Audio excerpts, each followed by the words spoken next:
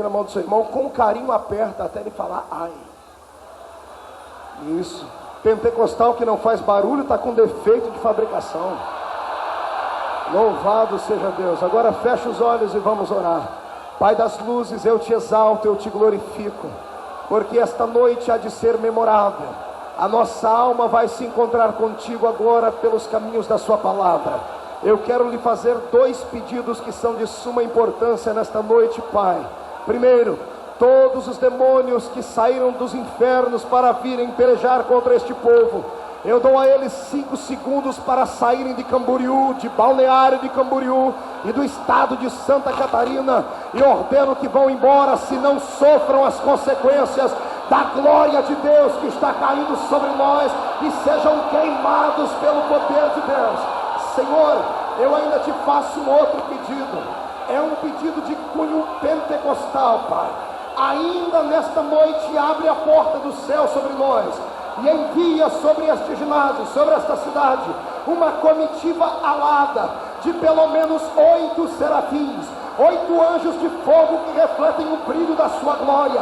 Quero 2 serafins aqui nesta santa tribuna, quero 2 serafins do lado de fora deste ginásio e 4 serafins dentro dele, sobrevoando e esparramando brasas de fogo tirada do seu altar. Onde houver um crente batizado com o Espírito Santo, renova ele agora.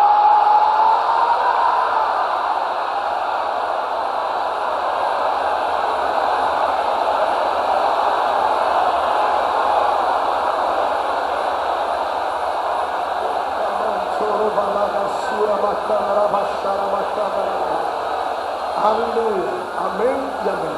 Os que podem, tomem o seu assento. Os que não podem, permaneçam de pé comigo.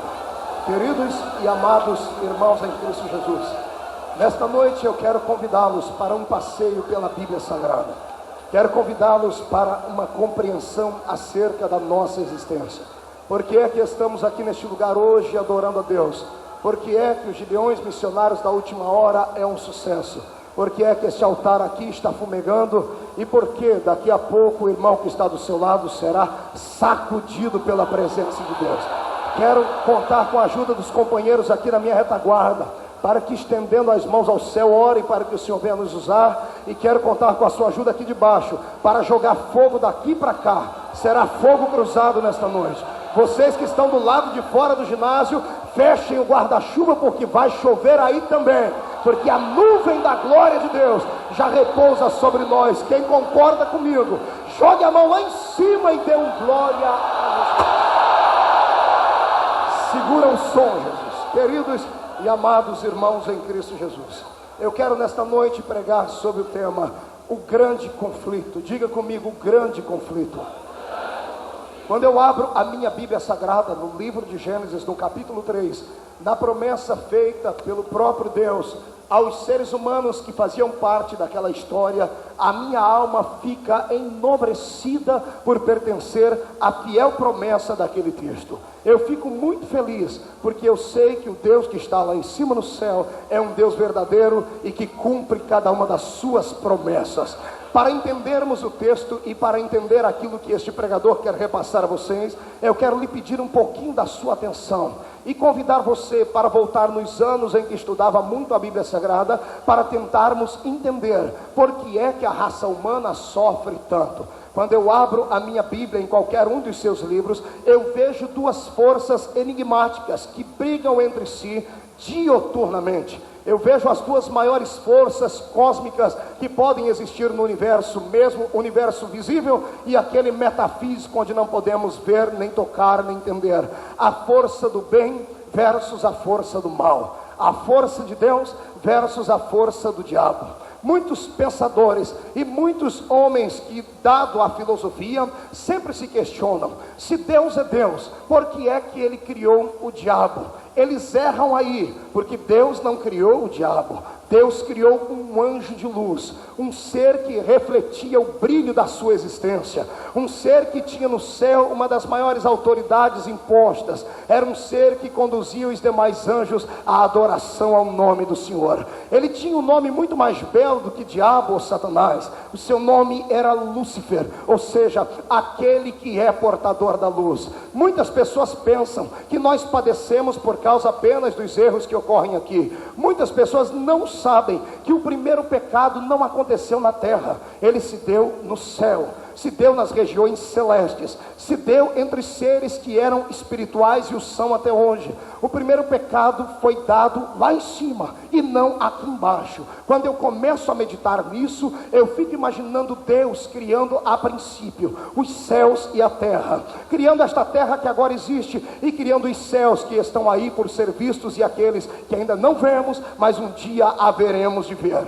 Quando eu penso nisso, eu imagino que lá em cima, no céu onde Deus habita, no céu de majestade, numa dimensão santa e divina, onde santos adoravam, onde melhor, anjos santos cantavam e adoravam ao Senhor, havia um que brilhava um pouquinho mais do que os demais, e pensando ele, por causa do seu brilho, podia ter um brilho maior do que de Deus, ele intentou contra Deus uma grande e tremenda investida, carregando consigo a terça parte dos anjos que lá habitavam. Eles lutam contra Deus, a princípio em pensamento, e o Senhor os expulsa lá de cima a baixo. Eu penso que foi uma guerra tremenda, penso que foi uma guerra que tenha durado algum tempo, penso que foi uma guerra que entristeceu muito o coração de Deus, porque pela primeira vez na história de toda a criação, uma trombeta de guerra é tocada nos céus, e agora os santos anjos saem na defesa daquele que não precisava ser defendido, mas que tudo fazia parte de uma história.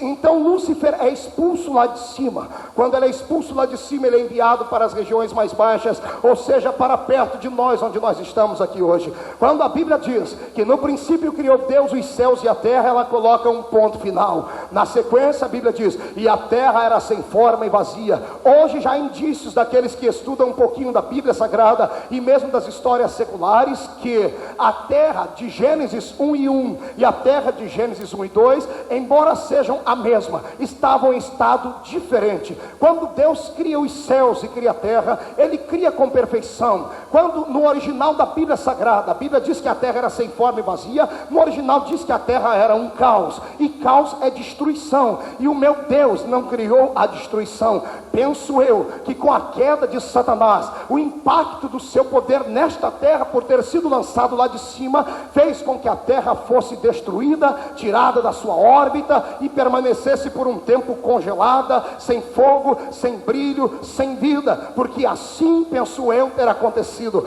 Jesus possa ter lançado luz nisso no livro de Lucas, quando ele disse, eu via Satanás caindo do céu como um relâmpago. Agora veja bem, estamos ainda no princípio da criação.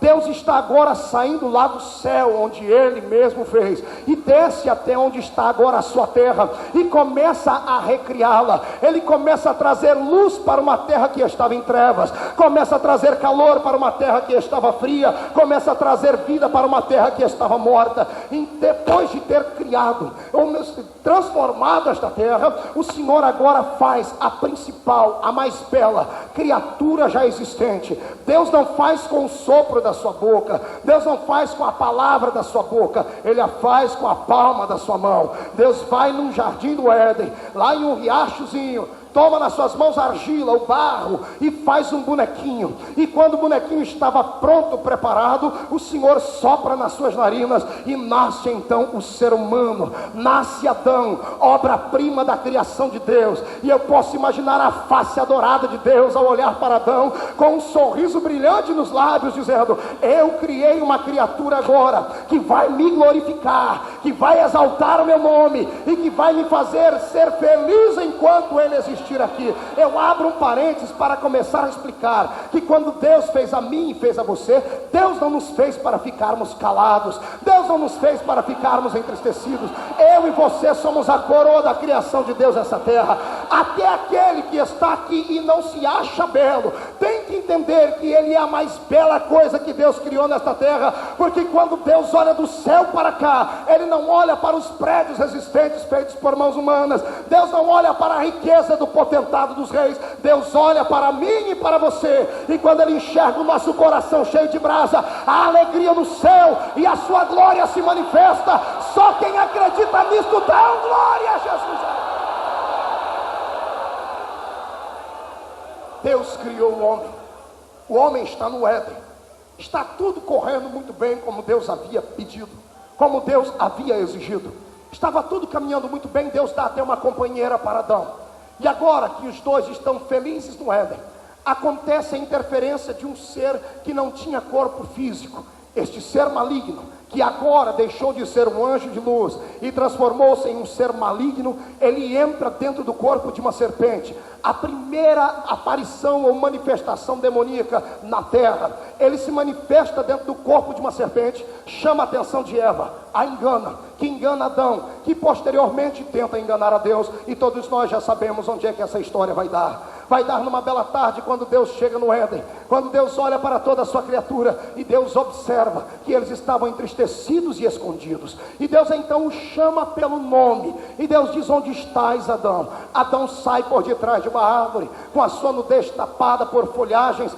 e Deus olha para ele e diz: por que se escondeu? E ele diz: Senhor, a mulher que tu me deste, ela me fez pecar. Neste momento, eu posso imaginar o semblante do pai entristecido, olhando para a sua criatura, olhando para aquilo que ele havia feito para glorificar o nome dele, caído em desgraça, caído em delito, caído em pecado. Deus observa os personagens da história. Adão está entristecido, Eva está com seus olhos lacrimejando, a serpente está num canto meia boba, sem saber o que fazer, e num outro canto da história está o próprio Satanás, debochando, sorrindo, e acredito que tenha chamado a atenção de Deus, dizendo: Deus, nós começamos uma história e ela ainda não terminou. O que eu quero dizer ao Senhor, meu Pai, é que olha o que aconteceu, ou melhor dizendo, o que eu quero dizer ao Senhor Criador, é que enquanto estava lá em cima, no seu reinado, o Senhor cercado por anjos, o Senhor cercado por querubins, por serafins, o Senhor teve poder contra a minha vida e me destruiu lançando de lá para cá. Mas eu vou fazer o meu reino nesta terra, e não terá ninguém que fará com que esta sua criatura permaneça de pé. O Senhor não está vendo aí? Os seus dois primeiros, eu já os derrubei. Deus, eu quero que o Senhor entenda que lá no seu território o Senhor venceu. Aqui é o meu território, aqui eu venci. Havia um conflito na história. No céu Deus havia vencido, na terra ele havia perdido até então. Satanás observa todo o movimento, homem chorando, mulher chorando, a serpente pelo chão se estribuchando, Deus em silêncio. Deus observa, Deus olha para todos os que estavam ali, olha para o homem e diz assim para ele: Adão, por teres pecado, a partir de hoje você vai comer daquilo que o seu suor produzir. Você vai ter que trabalhar muito para poder ter o sustento para a sua vida.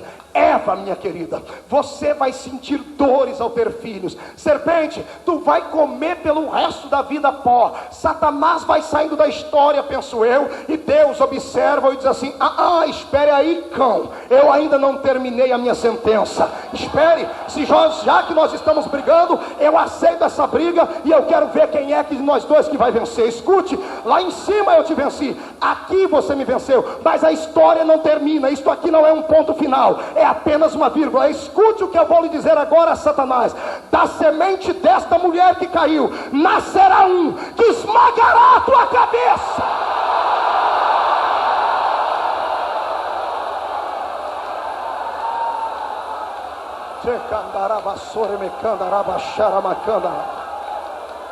Nascerá um que esmagará a sua cabeça. Amados, o diabo conhecia Deus, e ele sabia que Deus não mentia, sabia que Deus não ia parar por ali. Então ele projeta com seus demônios assim: todo ser humano que nascer do sexo masculino, vamos tentar tragá-lo, porque senão vai se levantar alguém que vai acabar esmagando a nossa cabeça. Então a batalha estava travada, e o que é que acontece? Logo depois da semente do nosso irmão Adão, quem vem? Vem Caim, vem Abel, e Satanás manipula o coração de Caim e mata Abel, que era um homem santo. E o diabo olha para cima e diz: pode mandar, quem o Senhor mandar no meu território eu degolo, eu mato, eu destruo. Amado, a situação foi ficando tão caótica na terra, que sabe o que Deus fez?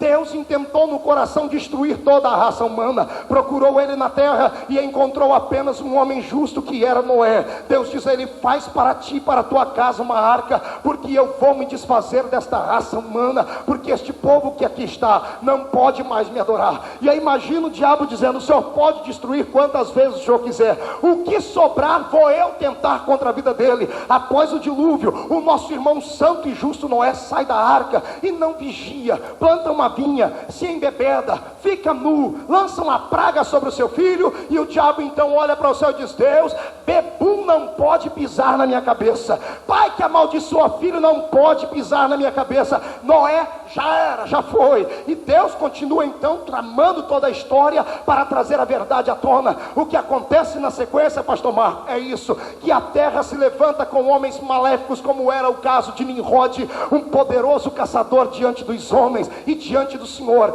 Nimrod era um homem tão ruim que a história diz que ele se casou com a própria mãe, matou o pai, e foi ele o arquiteto da Torre de Babel. Os homens haviam sido criados de uma maneira horrível, não havia paz, não havia santidade, não havia temor a Deus. Chegamos na Mesopotâmia, em Ur dos Caldeus, os homens ainda estão perdidos naquilo que se dizia Deus. Adoravam a tudo quanto é tipo de deuses, adoravam a imagens, adoravam animais, e adoravam todo tipo de coisas que habitavam naquele lugar. O que acontece na sequência é que Deus olha em Ur dos Caldeus e ele separa com a sua boa mão um homem que ele encontra lá dentro, chamado Abraão. E Deus faz a ele promessas: sai do meio da sua parentela, porque eu me provi de ti para dar a este mundo uma nova visão. Eu farei com que todas as famílias da terra sejam benditas em ti, Abraão, porque você parece ser temente. Abraão sai de Ur dos Caldeus e começa sendo patriarca da nação que viria a dar à luz ao Cristo nosso Salvador. Mas quando Satanás olha para Abraão e vê o tamanho da sua fé,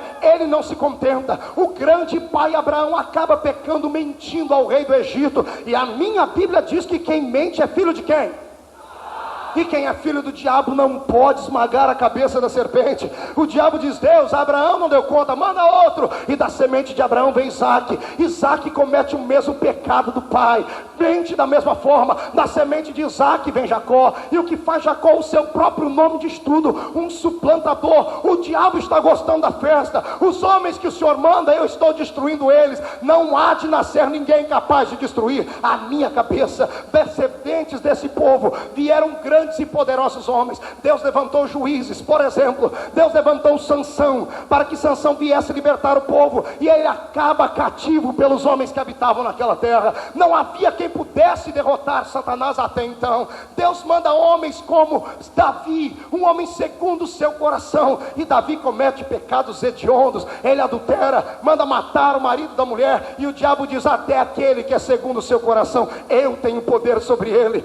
Deus continua ainda levantando homens para que somente assustar o diabo, porque se um homem comum assustasse ele, quando viesse a semente, aí estaria terminado toda a história. Depois de Davi vem Salomão, e Salomão, com toda a sua sabedoria, acaba quase que morrendo em loucura, se curvando diante dos deuses das suas 1000 mulheres. E o diabo diz: Deus, não há quem possa derrotar-me, porque todo nascido de mulher, eu tenho poder sobre eles, porque eu tenho autoridade. Neste inteirinho, penso eu, lá em cima no céu, Deus olhando para a terra, o Senhor, penso eu, que ele usa o texto de Isaías para dizer assim: agora, a quem enviarei? E quem há de ir por nós? Na terra não havia ninguém para lutar contra o diabo. Debaixo dela, quem estava morto não podia lutar. Então lá à direita de Deus Pai, se levanta alguém com a mão no seu ombro e diz: Pai, eis-me aqui, envia-me a mim.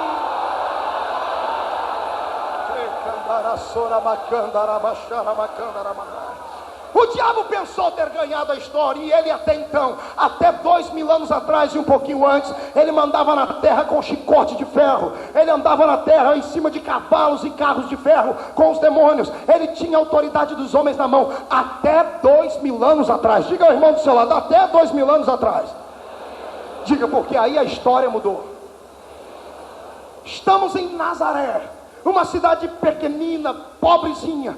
Em Nazaré está uma pequena moça, dentro do seu quarto, do seu casebre, arrumando as suas 3 pecinhas de enxoval, porque era muito pobre. Estando ela arrumando e cantarolando uma música, um cântico ao Senhor, aparece dentro do quarto dela um homem de branco. Quando ela olha para ele, ele diz assim: salve, agraciada. Ela olha para ele e diz: o senhor não é judeu, porque judeu não diz salve agraciada, o judeu diz Shalom Adonai. Quem és tu? Ele diz: deixa me apresentar, eu sou Gabriel, eu assisto diante do trono de Deus. Disseste bem, eu não sou judeu, eu não sou terráqueo, eu sou celestiano, eu assisto diante do trono de Deus e vim aqui como mensageiro. Maria, o que eu vou te contar, ninguém pode ouvir a princípio. O que é que tu vai lhe contar, anjo? De ti vai nascer aquele que vai esmagar a cabeça da serpente. Ela diz: mas como pode ser isso? Eu não tive filhos, eu ainda não tenho filhos, eu nem casada sou. Fica tranquila, a sombra do Altíssimo te cobrirá, tu serás cheia do Espírito Santo, porque aquele que vai nascer de ti há de esmagar a cabeça da serpente. Só quem crê nessa história adore.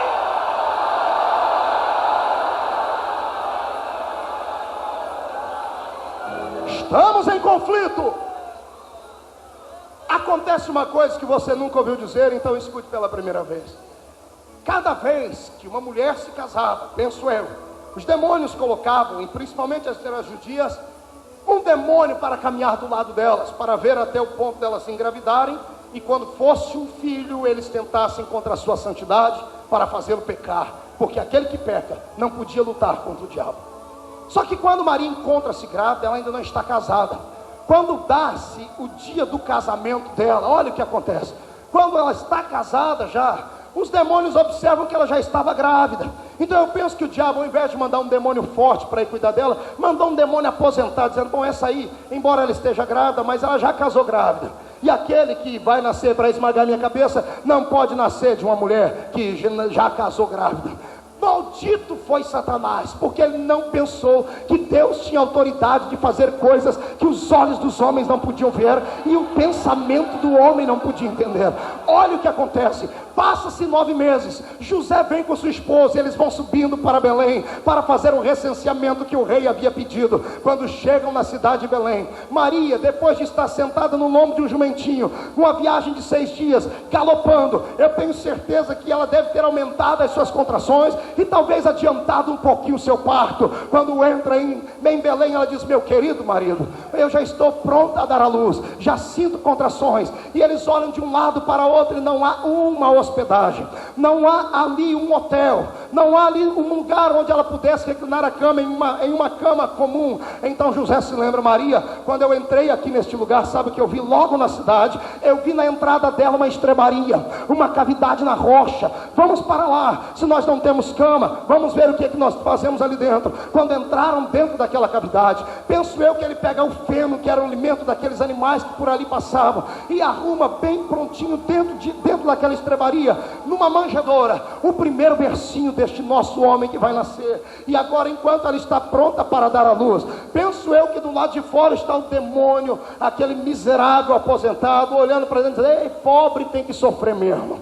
Além de ser pobre, não tem nenhum lugar para o filho nascer. Eu não sei o que eu estou fazendo aqui. Eu devia ir embora, porque não pode nascer desta aí. Só que quando Maria começa a sentir as contrações, as dores, e começa a gemer para dar à luz ao filho, na terra poucas pessoas sabiam do acontecido, mas lá no céu havia um Deus que estava observando aquilo em loco. Ele estava olhando, sentado num camarote divino, dizendo: vai nascer o meu filho. E peraí, não estou vendo festa, não estou vendo ninguém cantar. Que entre na minha presença agora o maestro do meu coral. Lá vem um serafim com 6 asas, uma batuta na mão, dizendo: pois não, Senhor, o que é que tu queres? Prepare um belo hino agora, porque o coral vai cantar. O Senhor quer que nós cantemos aqui? Não, vocês não vão cantar aqui. Onde é que o Senhor quer que a gente cante? Na terra. Senhor, desculpe a pergunta, nós nunca fomos cantar lá, a não ser quando o Senhor estava criando. Senhor, por que é que nós vamos cantar? É que está nascendo uma criança lá. Mas Deus, deve ser importante,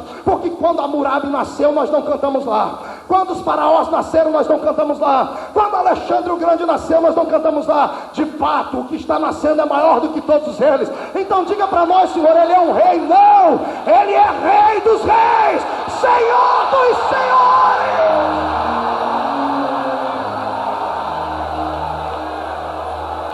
É mais ou menos assim, não é, pastor José?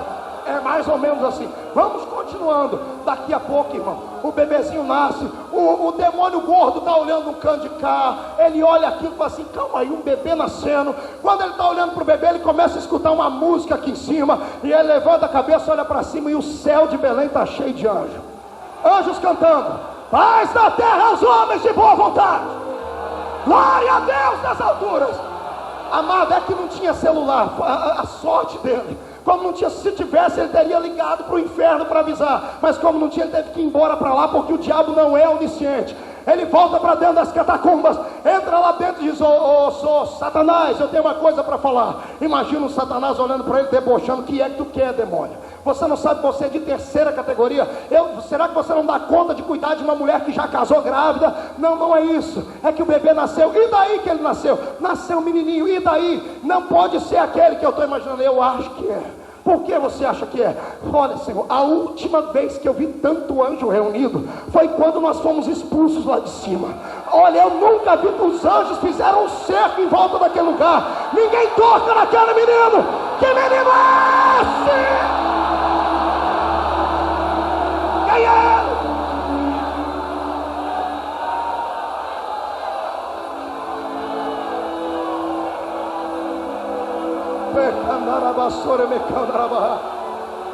Sai da minha frente, demônio. Deixa eu ir ver, permita-me ver, eu quero ver o que é, quem é, o que é. Volta entristecido para dentro das profundezas. Vai para frente de um espelho, começa a olhar na sua cabeça. E os demônios querendo alegrar ele: olha, nós matamos 2 hoje. Nada alegrava ele. Olha, nós conseguimos fazer com que mais 1 milhão de pessoas se embriagassem. Nada deixava ele feliz. Alguém diz: o que é que o senhor tem? O que é que o senhor tem no cabelo? Quer que eu chame um barbeiro? E ele diz: não, eu só estou aproveitando meus últimos instantes com a cabeça inteira. Por quê? Porque aquele que nasceu é ele. É ele.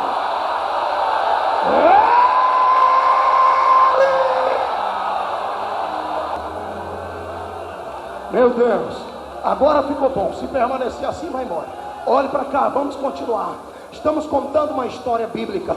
Daqui a pouco, Satanás começa a arquitetar mais planos, dizendo assim: ele nasceu, mas ainda não me venceu.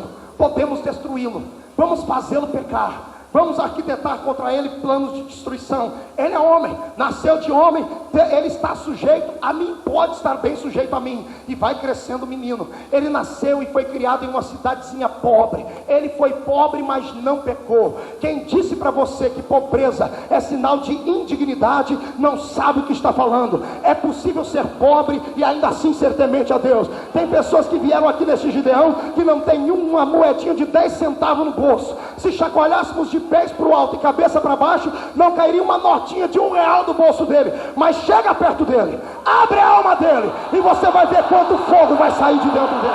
Por quê? Porque é possível ser pobre e ainda assim ser digno. Acontece que a história vai embora. Foi pobre, mas não pecou. Daqui a pouco, o menino tem 12 anos, vai passear pela cidade grande. A mãe está fazendo compras, o pai está vendendo seus produtos, e ele entra dentro de uma igreja. Ele entra dentro de uma sinagoga. Estão doutores da lei fazendo conjecturas, ensinando a palavra. E um menino de 12 anos se levanta e começa a dialogar com eles. Eu penso que tentaram ferir a santidade infantil de Cristo ali, fazendo com que ele fosse respondão, fazendo com que ele pudesse falar mal contra os mais velhos, mas ele não fez nada disso. Os homens estão perplexos, olhando para uma criança de 12 anos que falava como um erudito. Se houvesse telefone na época, algum deles iria dar uma ligadinha lá para o doutor Gamaliel e dizer: doutor Gamaliel, tem um menino aqui que é um fenômeno. Tudo que a gente fala ele sabe, só que tudo que ele fala a gente não entende patavina de nada. Que menino é esse? Ninguém tinha resposta na terra, mas lá no trono está alguém dizendo: esse aí é meu, é o meu filho, é aquele que vai esmagar a cabeça. Meu Deus. Continuando a história, dos 12 anos aos 30, a Bíblia oculta a história do nosso Cristo. Jesus desaparece do contexto histórico, mas não desaparece da humanidade. 30 anos agora ele tem, e ele vem descendo as cidades da Palestina até chegar às margens do Rio Jordão. E quando ele chega no Rio Jordão, tinha um homem já que antecedera ele ali batizando, e o homem tinha uma mensagem muito profunda, como dessas igrejas que tem hoje. Ele dizia assim: venha lindinho, venha bonitinho do papai, venha queridinho de Jesus. Era isso que ele dizia? O que é que ele dizia? Raça do quê? Não, eu quero ouvir o maior coral do país dizer raça de víbora. E o que é uma víbora? Uma cobra. Então está ele batizando um monte de víboras, está transformando um monte de cobras em ovelha, e ele está batizando eles assim: venha a raça de víbora. E ele começa chamando: venha cá o senhor sumo sacerdote, vem o senhor que quer se encontrar de fato tendo luz verdadeira, vem o senhor que é saduceu, vem o senhor que pertence a todas as demais religiões, aceitem o reino de Deus, porque ele já está chegando aí. E ele vai batizando aqueles que chegavam ali: venha cá sua cascavel, sua urutu cruzeiro, venha cá sua caninana, sua surucucu, venha cá sua cobra miserável. E as pessoas: dá-lhe João, pega essa cobra. E ele: venha cá sua raça de víbora. Agora João para, olhe, quando ele vai dizer venha, ele para. O povo diz: João, que cobra é essa? Ele diz: não é cobra, é o Cordeiro de Deus que tira o pecado do mundo.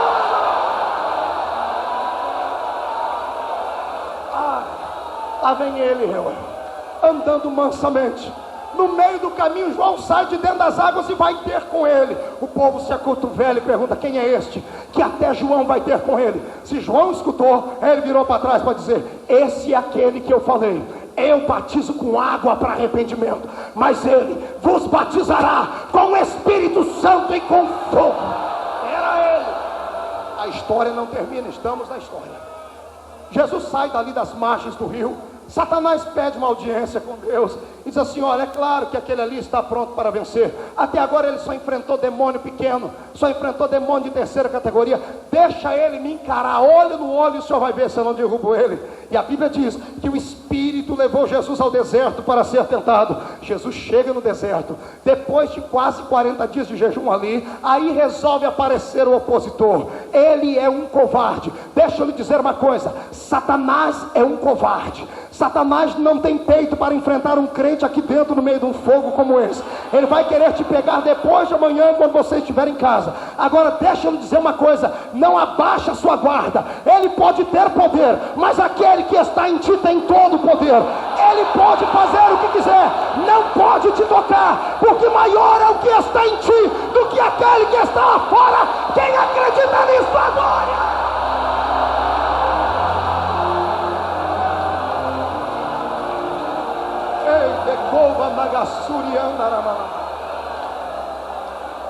Ele está no deserto, com fome, com sede, e vem o príncipe das trevas, dizendo a ele: tu não és o filho de Deus, transforma a pedra em pão, come dela.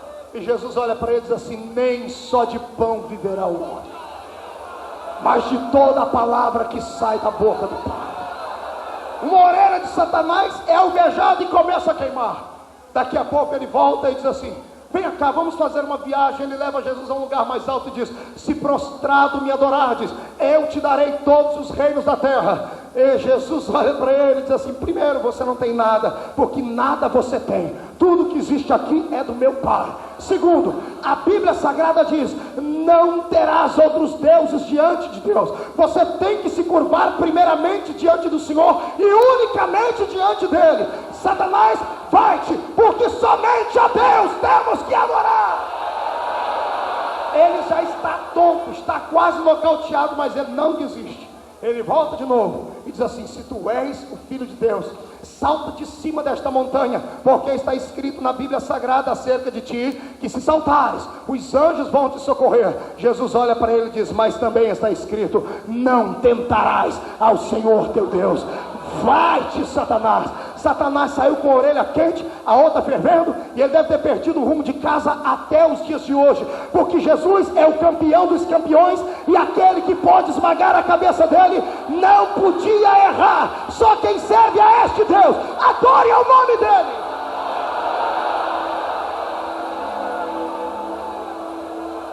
Mas ele não desiste. A luta está empatada. No céu Deus ganhou, na terra quem ganhou foi Satanás. Ele continua. E ele agora começa a instigar os religiosos contra Cristo. E os religiosos partem contra Jesus sem dó e sem piedade. Tentam pegar Jesus nos erros, tentam fazer Jesus pecar de alguma forma, tentam fazer Jesus cair em contradição para poderem matá-lo, mas não conseguem. Tentam fazer Jesus pecar contra o sábado, pobrezinho deles. Jesus está dentro de uma sinagoga pregando, e todo mundo sabia que Jesus não podia ver um doente que ele queria logo curar. Se tiver algum doente aqui, se prepare, porque daqui a pouco é a hora da sua cura, porque Jesus não pode ver um doente sem curá-lo. Jesus está agora diante dos homens pregando, e os homens religiosos partem no meio da multidão, fazem um homem doente sentar bem na frente de Jesus com a mãozinha toda mirrada. Eles sabiam que Jesus não ia aguentar pregar durante muito tempo vendo aquela mão mirrada. Coloca um homem na frente só para tentar Jesus. E quando Jesus olha aquela mãozinha mirrada, olha para o coração dele, o semblante de tristeza, a alma amargurada, querendo ser um ser humano comum, ele não aguenta. Só que antes de curar, para não escandalizar, ele levanta a palavra e diz: quem aqui tem boi em casa? Quem aqui tem uma vaca, um camelo? Quem aqui tem um cavalo? Quem aqui tem uma ovelha em casa? Levanta os homens. Eu tenho, eu levanto os matutos da roça. Nós tem lá um gado em casa. Se um dos seus cavalos, se uma das suas ovelhas ou dos seus animais caírem dentro de um buraco em pleno sábado, vocês vão esperar o outro dia para tirá-lo de lá? O senhor é doido? É claro que não. Nós vamos socorrer o nosso animal, senão ele vai morrer. Era tudo o que eu queria ouvir. Se vocês podem salvar um jumento no dia de sábado, se vocês podem salvar uma ovelha no dia de sábado, eu também posso salvar este pequenino doente no dia de sábado. Estende a mão e ser curado. Meu Deus. Tentam fazer Jesus pecar com o pecado de blasfêmia. Que pecado era esse? Era alguém bater no peito e dizer: eu sou Deus, eu sou filho de Deus, eu tenho intimidade com Deus. Olha o que é que fazem com Jesus, amados. Jesus está pregando, chegam 3 grandes filósofos intelectuais, homens sábios diante de Jesus, e dizem assim: temos uma pergunta para te fazer diante do povo, responde-nos. Jesus diz: faça a pergunta. E eles olham para ele e dizem assim: com que autoridade tu fazes esses milagres? Pergunta capciosa. Porque se Jesus dissesse com a autoridade de Deus, eles gritariam blasfêmia e matariam Jesus ali. Se Jesus dissesse que era com a autoridade de homens ou que era com a autoridade pessoal dele, eles chamariam ele de feiticeiro e ele seria morto à base de pauladas e pedradas. Então Jesus não podia responder. Então, na sabedoria que havia nele, ele chama os homens e diz: eu respondo para vocês, se vocês também me responderem uma pergunta. Os 3 olham, é claro, nós já havíamos preparado para isso. Um tinha anel de teologia no dedo, o outro era doutor em divindades, o outro era mestre nas coisas ocultas. Pode perguntar qualquer coisa. Os bestas pensavam que Jesus ia perguntar coisa de teologia.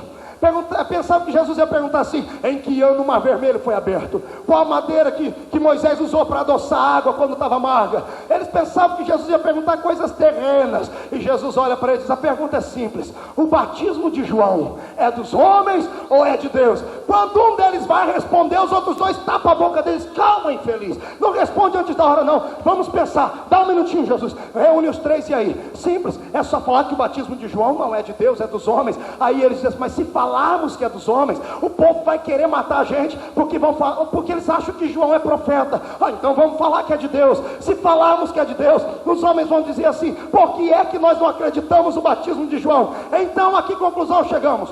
Perdemos. Com ele não dá. Chegam diante de Jesus e dizem: Jesus, nós não podemos responder para ti acerca desse negócio. Jesus dá um sorrisinho que era só dele e diz: se vocês não podem me responder, eu também não respondo a vós. Com que autoridade é esta que eu faço esses milagres? O diabo está desesperado, porque não há quem toque nesse Cristo, não há quem toque nesse homem, nem em palavras, nem em gestos. Tentam fazer ele pecar contra o Estado. Chega alguém e diz: ao Senhor, é lícito pagar tributo a César? Jesus diz: me dá uma moeda aqui. De quem é essa efígie que está aqui? É de César. Dê a César o que é de César, mas dê a Deus o que é de Deus. Diga ao seu irmão: nosso Cristo é um campeão. Só quem serve esse Cristo campeão, jogue a mão para cima e glorifique.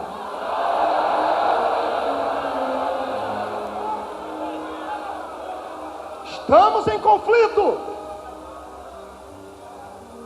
Como ninguém de fora toca em Cristo, o diabo entra no coração daqueles que estão perto dele. Um dia o diabo pega Pedro, e Jesus está dizendo: está chegando a minha hora. Pedro levanta e diz: Senhor, tem dó de ti. Jesus olha para ele e diz: para trás de mim, Satanás. Mas Pedro fica, porque Pedro é importante. Vai embora, Satanás. Eu tenho que morrer e tenho que ter uma morte digna. Tenho que ter uma morte que vá valer a pena. Está chegando a minha hora. E o diabo sabia que Jesus não podia morrer sem ter pecado nenhum, porque se o sangue dele era inocente, se a vida dele era inocente, se ele era puro, havia então pela primeira vez na história encontrado alguém digno de ser o seu exímio executor. Satanás olha para os seus demônios e diz: está chegando o momento e nós não conseguimos fazer nada. Então ele faz com que um dos discípulos de Cristo o traia. E enquanto ele está se vendendo do lado de cá, Jesus está subindo para a sua última viagem em cima do monte. Está subindo com seus discípulos. Ele já tinha ido várias vezes ali, mas esse dia foi tremendo. Ele sobe com a sua alma atormentada. Neste dia ele chama todos eles: vamos para o monte orar. E quando ele pensa em se ajoelhar no meio deles, com medo deles desfalecerem ao ouvirem a sua oração, ele diz: fiquem aqui, mas fiquem orando, porque eu vou entrar ali dentro e vou orar mais um pouquinho. Quando ele está lá dentro orando, ele sente a angústia da morte. Ele volta para os discípulos e diz assim: orem comigo, porque eu estou profundamente atormentado. Ore, estou angustiado até a morte. Ele volta para o meio do mato, dobra o seu joelho no jardim e começa a orar. E se Jesus tinha a bênção de ser Deus e homem ao mesmo tempo, neste momento, e talvez apenas neste momento, toda a bênção tenha se transformado num momento de angústia pior, porque a Bíblia diz que ele começa a suar gotas de sangue. Por que é que ele soa gotas de sangue? Porque como homem ele não enxergava um palmo à frente do seu nariz, mas como Deus, ele enxergava horas, momentos, dias na frente. E quando ele está orando naquele jardim, sabe o que é que ele vê por antecipação? Ele vê a cruz, ele vê os algozes, ele vê os pregos, ele vê os cravos, ele vê o tamanho da humilhação, a dor. Por antecipação ele sente as dores, e então ele começa a suar gotas de sangue. O diabo envia os seus demônios, aproveitando este momento, e diz: vamos atormentá-lo. Vamos atormentá-lo até ele parar, até ele desistir, porque se ele desistir, ele não terá poder para esmagaçar a minha cabeça, para esmagar a minha cabeça. Os demônios estão do lado dele, atormentando ele. Num desespero ele grita: Pai, passa de mim este cálice. Se for possível, tira ele. Os demônios estão prontos para dar um salto de glória, para um salto de vitória. Só que antes de fazer isso, o mesmo Cristo que disse: se possível for, passa de mim este cálice, olha fixamente ao lento. E se ele viu a cruz, ele também tinha o poder de ver além da cruz. Sabe o que ele viu além da cruz? Você.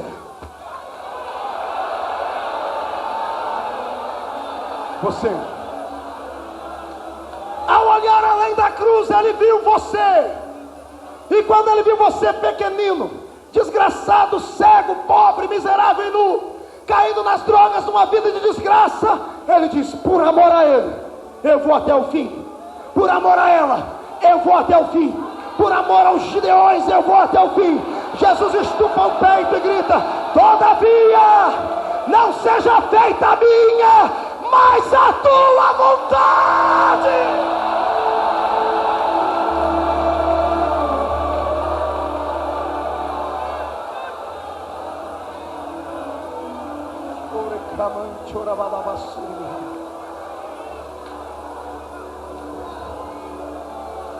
Prepare o seu coração para sofrer comigo agora um pouco. Ele levanta do monte, não como um derrotado, mas como alguém vitorioso. Acorda os discípulos e diz: nenhuma hora pudesses velar comigo? Agora é tarde, chegou a minha hora. Eia, desçamos. Quando eles estão descendo do monte, lá vem a turba toda para crucificar a Cristo, para prendê-lo. Judas vem no meio. Judas está apressando o passo e Jesus grita assim: a quem buscais? E eles dizem: a Jesus. E ele então diz assim: eu sou. Quando ele diz eu sou, ele não disse como homem, ele disse como Deus. Repetiu aquilo que disse para Moisés lá no deserto: eu sou. E quando ele diz eu sou, não fica um homem de pé pro chão. Qual é o bandido que está para ser preso? E os seus soldados e os policiais caídos no chão vai esperar para ser preso? Ele fica de pé, corajoso, olha para eles e diz: levanta, Judas, levanta, Malco, o soldado que arrancou a sua, levanta todos vocês. Vocês vieram me buscar, eu estou pronto. Eis-me aqui, podem me prender. Prendem a Jesus, colocam nas suas mãos algemas, vão levando ele para o meio da multidão. Os sumos sacerdotes estão gritando, estão batendo no peito, dizendo: vencemos. Levam Jesus para Anás. Anás o remete para Caifás. Caifás, não tendo forças para fazer nada contra ele, o remete a Pôncio Pilatos. Pilatos não acha nada nele e manda ele para Herodes. Herodes não encontra nada nele, manda ele de novo para Pilatos. Pilatos olha para ele e diz assim: por que é que estão fazendo isso com você? Você é o rei dos judeus? Ele diz: você está dizendo. Pilatos tenta negociar: olha, este homem, eu não vejo nada de errado nele, já sei como aplacar a ira da multidão. Soldados, açoitem ele. Açoitem ele por um momento e vamos ver se ele vai suportar. Daqui a pouco a gente faz com que os judeus se acalmem. Levam o nosso Jesus para uma masmorra, retiram as roupas do seu corpo, penduram seus braços para cima em uma tora de madeira, e um carrasco com um chicote na mão chamado azorrague, um chicote com 12 tiras de couro, na ponta de cada tira um pedaço de osso de carneiro quebrado e pedaços de ferro. Levanta a sua mão forte, o seu braço forte, e desce sobre as costas do meigo Nazareno. O apóstolo Paulo diz: assim como o nosso mestre sofreu, eu também sofri 39 açoites, uma quarentena menos um. Quando aquelas tiras cortam as costas de Jesus, os pedaços de osso e os pedaços de ferro cravam na sua carne. E quando o carrasco retira a sua mão e repuxa, o sangue começa a correr nas costas do nosso mestre. Pedaços de carne voam pelo céu. 10 chicotadas depois, já tinha 120 cortes nas suas costas. E a história diz que com mais de 10 chicotadas, um homem não podia. Jesus perde as forças do seu corpo. Está descendo. Está preso pelas mãos que estão em cima. O diabo tenta do lado dele colocar desespero para fazer ele blasfemar ou gritar ou dizer palavrão, que era o comum que os homens fariam. Mas a minha Bíblia diz que ele, como uma ovelha muda, não abriu a sua boca.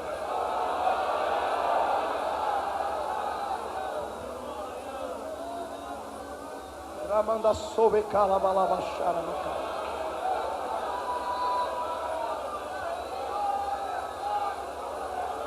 Se há uma razão para adorar a Deus no congresso como este, eis aí o motivo. Para que você estivesse aqui, ele teve que suportar sozinho o peso do pecado da humanidade nos seus ombros. Quem é agradecido a ele, diga graças a Deus. 39 chibatadas, 460 cortes nas costas. Pilatos assiste de longe. Retiram ele meio vivo, meio morto daquele tronco, colocam um pano nas suas costas e o levam para algum lugar. Pilatos entra dentro de casa, a mulher está vendo que ele está atormentada. Cláudia olha para ele e diz: o que é que tu tens, homem? Um galileu, um jovem galileu. Eu nunca vi ninguém igual a ele. Ele apanhou e não abriu a boca para falar um ar. A mulher diz a ele assim: olha, querido, eu não me intrometo em assuntos governamentais, mas esta noite eu sofri por causa deste homem. Não sei quem ele é, só sei dizer que ele é justo. Ele é justo.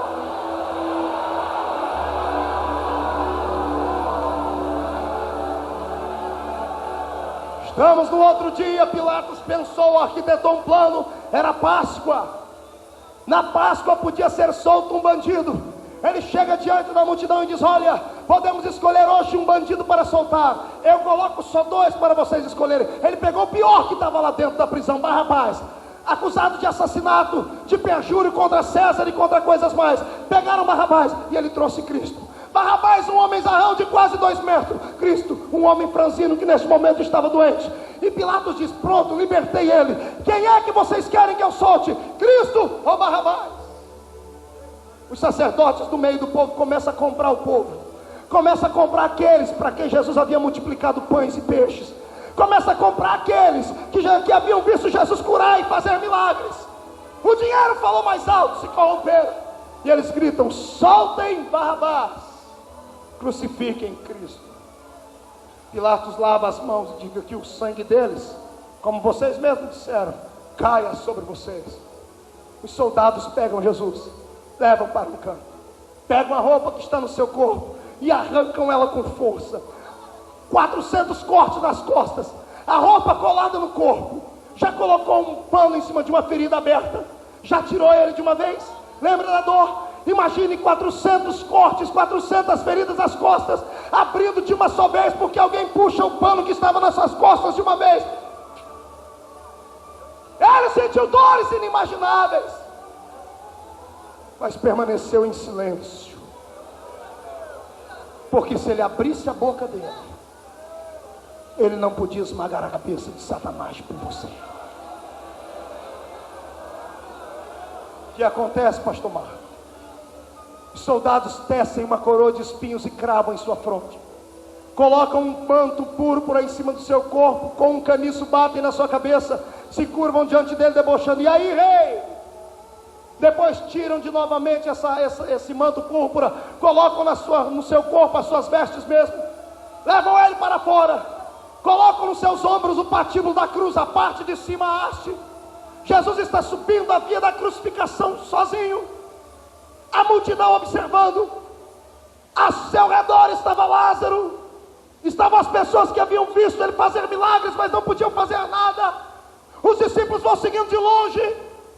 Está tudo terminado. No meio da multidão, um homem negro é chamado a carregar a cruz de Cristo, Cirineu. Cirineu ajuda ele por um momento a levar a cruz. Quando Jesus chega no alto do Gólgota, no centro do Gólgota já há um buraco preparado para receber a haste da cruz. Colocam aquele patíbulo que estava nos seus ombros sobre a haste da cruz e fincam lá. Fazem a cruz perfeita. Encontram um problema na hora da crucificação. Qual, pastor? A história diz que a cruz era feita sob medida. Era feita explicitamente para um condenado. Como Barrabás seria morto naquele dia, o que acontece? A cruz era para ele, não era para Cristo. Ele era um homem zarrão. Quando pregam a primeira mão de Jesus na cruz, a primeira mão dá certo, porque a cruz era preparada, já havia um buraco pronto para facilitar a entrada dos pregos. Quando pregam a primeira mão, funciona, a segunda não funciona, porque o braço de Barrabás era maior. O livro de Salmos diz que esticaram o nosso mestre, esticam o seu corpo a ponto de perder o fôlego e cravam a sua mão na cruz. Ele não abre a boca para murmurar. Pregam seus 2 pés. 5 homens levantam a cruz. Quando a cruz está no alto, descem aquela cruz com força dentro daquele buraco. O impacto da madeira no chão faz com que o corpo de Cristo penda para frente, rasgando as suas carnes. Faz com que os seus ossos se contraiam e apertem o seu pulmão. Jesus não consegue respirar por algum momento. E ele sabia que Deus não aceitava a carne sufocada como sacrifício. Ele faz uma força que homem nenhum jamais teria tido. Apoia em cima dos seus pés e levanta o seu dorso, para não morrer sufocado. Multiplique a pior dor que você teve por 1 milhão de vezes, e você vai sentir o que ele sentiu. Tortura não para. Tentam dar vinagre para ele beber. Ele começa a ter delírios na cruz. Ele olha para cima como homem, ele via nuvens. Como Deus, ele enxerga o céu. Só que ele não vê Deus olhando para ele, ele vê Deus de costa. Ele grita: Deus meu, por que me desamparaste?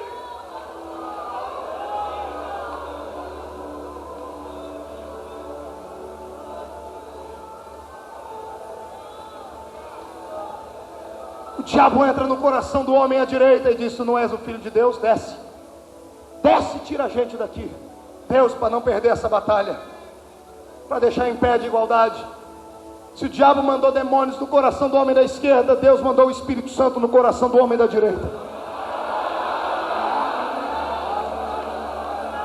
O da esquerda diz: desce e tira a gente. O da direita diz: estamos aqui porque merecemos. Ele está aqui sem merecer. Inclinando a cabeça, ele olha por cima da cabeça de Jesus, está escrito: Rei dos Judeus.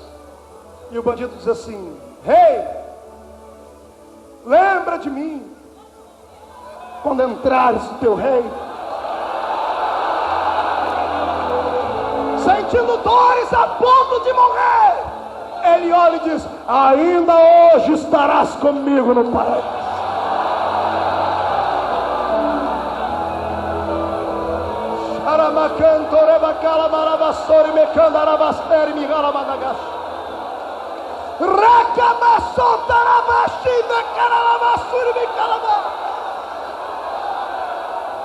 E aí, quero ver você adorar este Cristo. Não o Cristo da prosperidade, mas o Cristo que suportou tudo por mim e por você. Se não há lágrimas nos seus olhos, eu te convido a aceitá-lo como Salvador novamente. Se não há um cântico nos seus lábios, eu te convido a ser novamente uma nova criatura. Porque quem não chora com a mensagem da cruz tem que voltar ao princípio da adoração.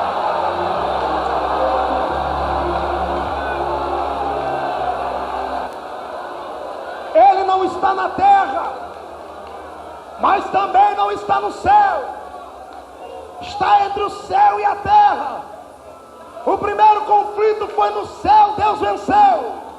O segundo conflito foi na terra, Satanás venceu. O terceiro não é no céu nem na terra, é entre o céu e a terra. No terceiro conflito, com uma mão Jesus toca na mão de Deus, com a outra toca na mão da humanidade. Com uma mão ele diz: Pai, perdoa o homem. Com a outra mão ele diz: homem, receba o Pai. Satanás foi destruído.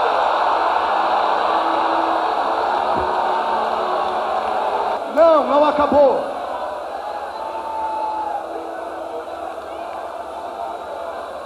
O sol estava brilhando até o meio-dia.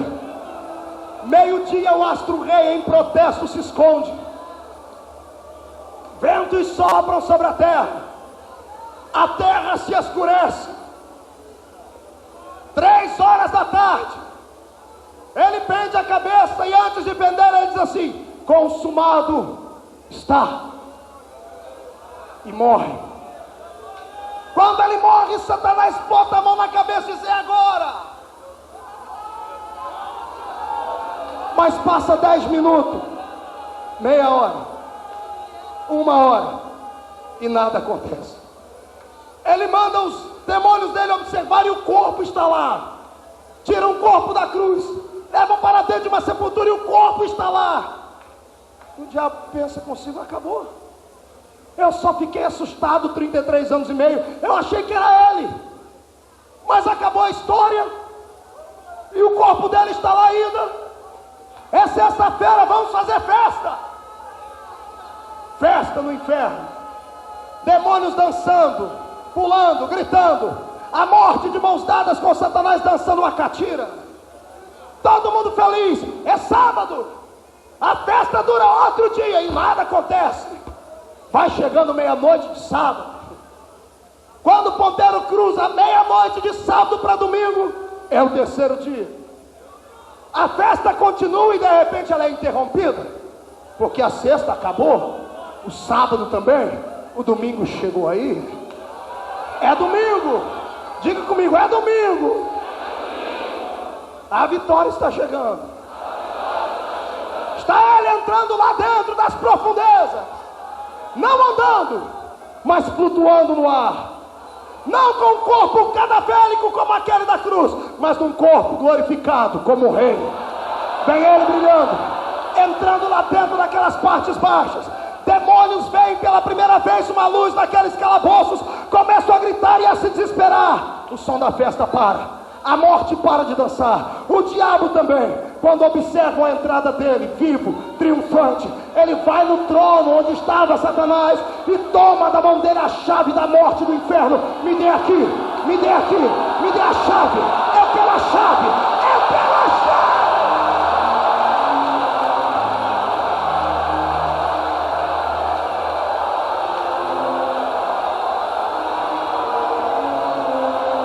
Deus, se tu estás nesta mensagem, onde houver uma mão levantada de alguém que quer sentir a presença do Cristo que ressuscitou, sopra sobre nós o vento da sua glória. Agora!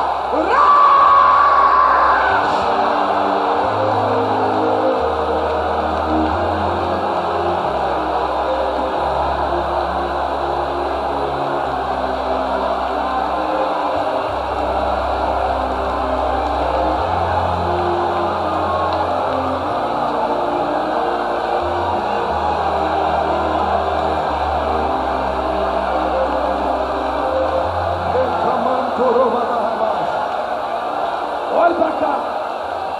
Estamos terminando. Diabo olha nos olhos de Cristo e ele pensa: é agora? Vai esmagar minha cabeça agora? E eu penso que Jesus olha para ele e diz assim: eu poderia terminar essa história agora, mas não vou fazer ainda. Porque não é justo que apenas eu pise na sua cabeça. Você fez muita gente sofrer, você fez muita gente chorar. Por agora fica assim, mas em breve,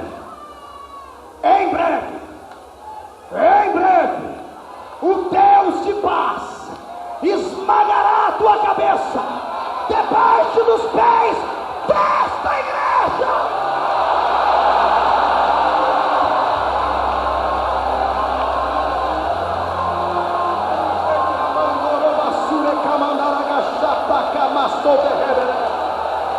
Jesus toma a chave da morte do inferno, sai dali, vai lá nas catacumbas onde estão as almas dos santos de antigamente, e ele vai abrindo, porque ele tem a chave da morte. Ele abre uma porta, quem olha para ele diz assim: meu nome é Daniel, e o seu? O meu nome é Rei dos Reis e Senhor dos Senhores. Sai, Daniel, sai para fora, sai, Ananias, Misael e Azarias, eu sou o quarto homem na fornalha, cai fora, sai daí, sai, Jeremias, eu estou orando, sai, eu ressuscitei. Só quem serve a este Cristo ressurreto, dê glória a Deus. E você, irmão, ele ressuscitou, mas a história não terminou. Tem reticências. Ele sai da terra, aparece aos homens, diz a eles que ressuscitou.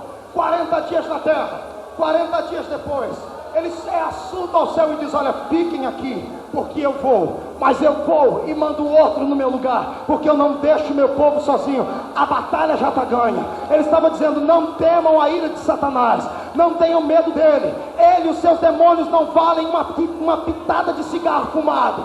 Os demônios, embora tenham poder, não podem com você.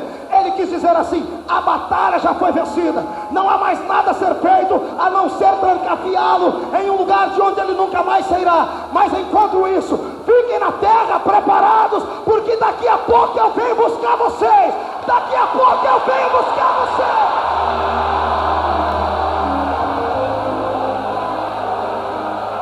Ele não vem de qualquer forma. Ele foi, chegou lá em cima, intercedeu 10 dias por nós, convocou o Espírito Santo. O Espírito Santo desceu sobre os homens foram cheios, e de lá para cá o seu poder foi alastrado na terra. Eu já vi muitas nações caírem diante de domínios de outras nações, mas eu nunca ouvi falar que a igreja de Cristo perdeu uma batalha. Satanás está perdido nas mãos desta igreja, e este século é o nosso século. Deus, esta noite, vai revestir a sua vida, porque o nosso Cristo ressuscitou. Aramaçoe. Senhor Deus, onde houver uma mão levantada agora, derrama sobre ela uma unção de milagres, uma unção de poder, uma unção digna de um filho de Deus que conhece o seu Cristo que ressuscitou. E onde houver esta mão agora, Pai, faz eles sentirem o seu calor, porque onde eles colocarem a palma da mão deles, vai começar a acontecer milagres. Crente, põe a mão sobre o seu irmão agora e ministra sobre ele a unção do Cristo que ressuscitou.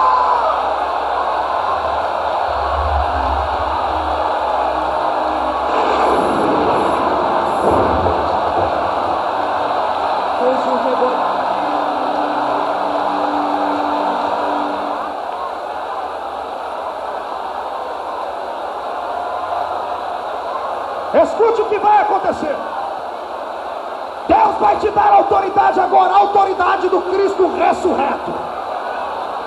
Quando você sair daqui hoje e voltar para sua casa, os demônios que habitam na rua da sua casa vão ter que olhar para você e pagar pedágio se quiserem entrar. Eu decreto a falência de centenas de milhares de terreiros de macumba por esse Brasil e por este mundo. Porque hoje a unção do Cristo que venceu o conflito dos séculos vai descer sobre esses crentes até não aguentarem mais. Se tu crê, receba!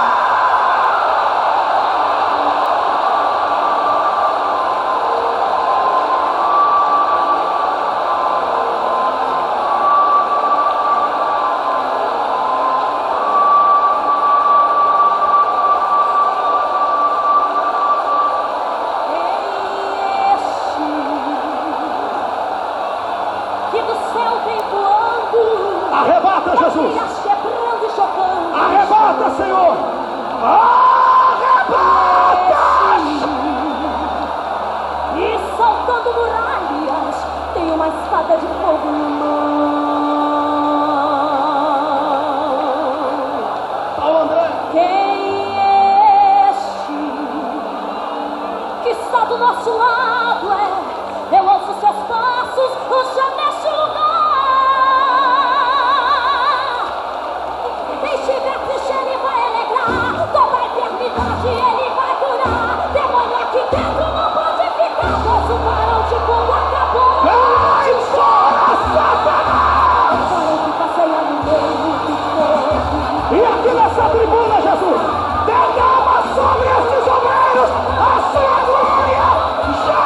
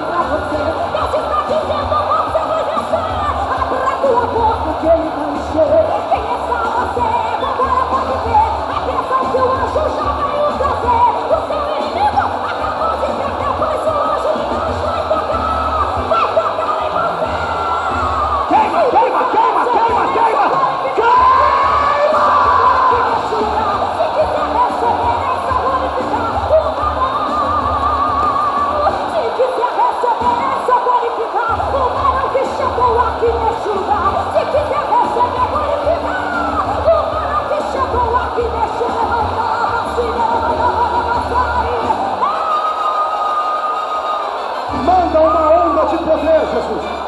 Manda uma onda de poder naquele palanque dos cantores. Manda uma onda de poder nessa tribuna, até esses crentes não aguentarem ficar em pé mais. Vai, Jesus, derrama agora!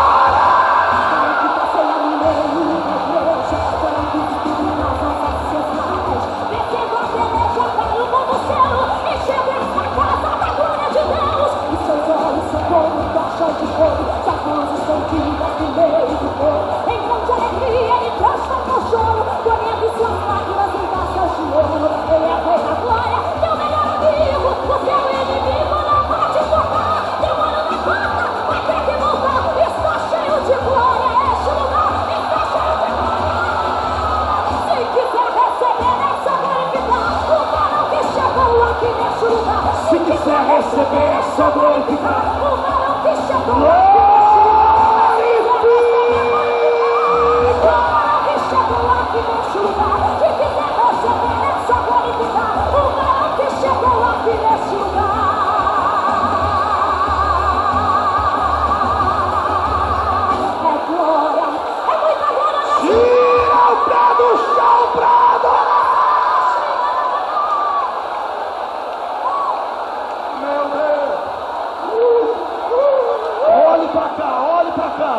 Levante as duas mãos para cima. Escolhe um irmão e fica cara a cara com ele, mas não toque nele. Aqui nessa galeria faça a mesma coisa. Escolhe alguém. Escolhe um companheiro. Levante a mão bem alta. Aí fora do ginásio, na sua casa, pela internet, faça isso. Chacoalhe sua mão assim. Filme isso, cinegrafista. Filme isso. Isso é sinal de uma forte chuva que vai descer aqui. Porque esse altar vai fumegar. Deus, eu vou orar por essas mãos. Quando eu terminar de orar, eu quero que os seus filhos orem uns pelos outros. E onde eles colocarem a mão deles, opera um milagre, Pai. Agora, desça sobre essas mãos uma unção de poder, cura divina, batismo com o Espírito Santo.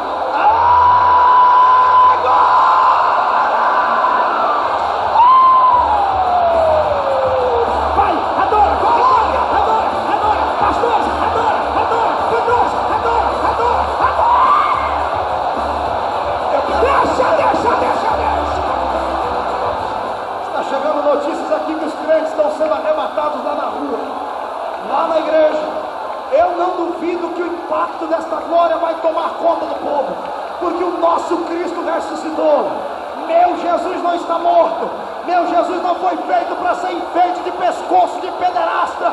Meu Jesus não foi feito para ser enfeite de porta de cemitério, nem de tampa de caixão, nem de sala de casa. Ele foi feito para estar no céu adorado por este povo que está aqui. E se Ele é vivo, glorifique! Levante a mão direita para cima. Não importa onde eles estejam. Não importa o tipo de doença que eles carregam no corpo. O que importa é que o Senhor é Deus sobre todas as doenças. Eu decreto em nome de Jesus que toda sorte de enfermidade, da planta dos pés ao alto da cabeça, sejam queimadas agora. Pessoas comecem a vomitar cânceres aqui, ó Deus. Em nome de Jesus, paralítico salte da cadeira e ande. Cego veja, surdo ouça. Em nome de Jesus, doença, câncer, AIDS, problema no sangue, diabetes, não me importa o que é, saia do corpo deste crente agora. Pai, visita a irmã Pedra, Pai, a nossa matriarca, que está em casa ouvindo agora. Livra sua filha desta moléstia, desta enfermidade, dá saúde a ela, dá voz a ela, Pai. Precisamos ainda ouvir o som da boca dela em nome de Jesus. Em nome de Jesus, que a enfermidade alojada no corpo dela saia agora, para a honra e glória de Deus Pai. Se a igreja crê em milagre, dê glória. Diga comigo: meus pés recebam agora poder de Deus, até não aguentarem ficar parado mais.